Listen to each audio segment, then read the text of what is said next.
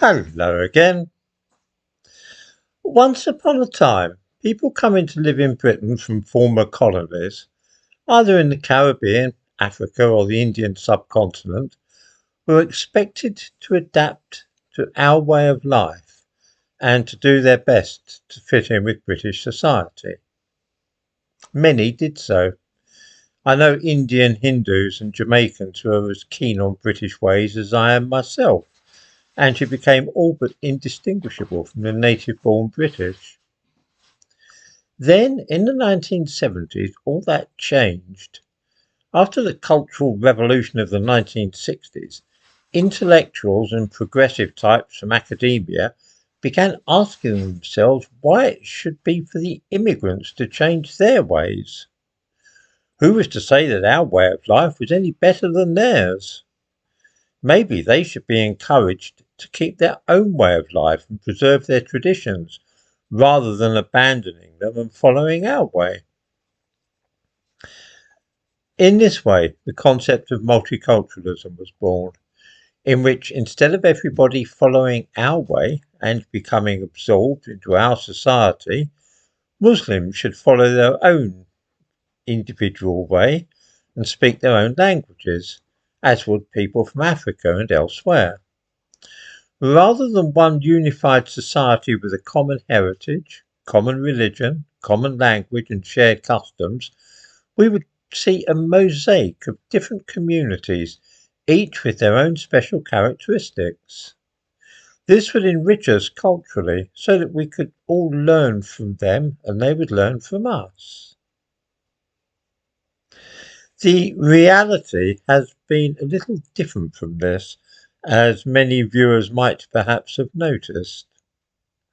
In America, a similar idea took hold, and so the melting pot, as it used to be called, was replaced with the salad bowl, in which all communities preserved their distinctive traits and way of life, and everybody would respect everybody else's culture. It is this ideological perspective, devised by the intelligentsia, the fruits of which we are now enjoying in the form of our multicultural society, in which Caribbeans and Pakistanis, Albanians and Nigerians all maintain their own particular way of life and traditional habits. I am perhaps not alone in thinking that this experiment has not served us as well as could be, and that things were much better when everybody was encouraged to integrate and form one society with shared values and beliefs. What we are now seeing is a direct consequence of the madness of multiculturalism, and it is, of course, the balkanisation of our country, with neighbouring communities which have little in common, speaking different languages and following various religions. It's called balkanisation because, of course, that's where the country of Yugoslavia was established, in the Balkans.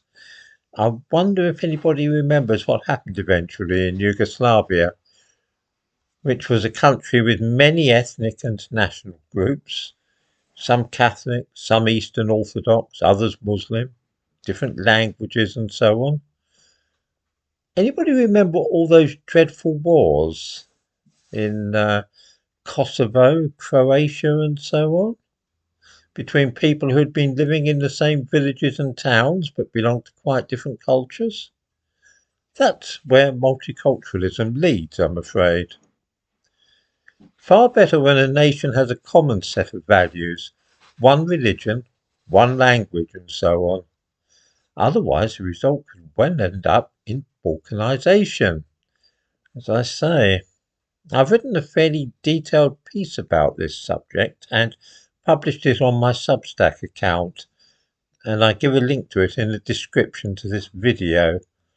It is, of course, free to read there, and it goes in to a little more detail than I'm able to do in a brief video such as this.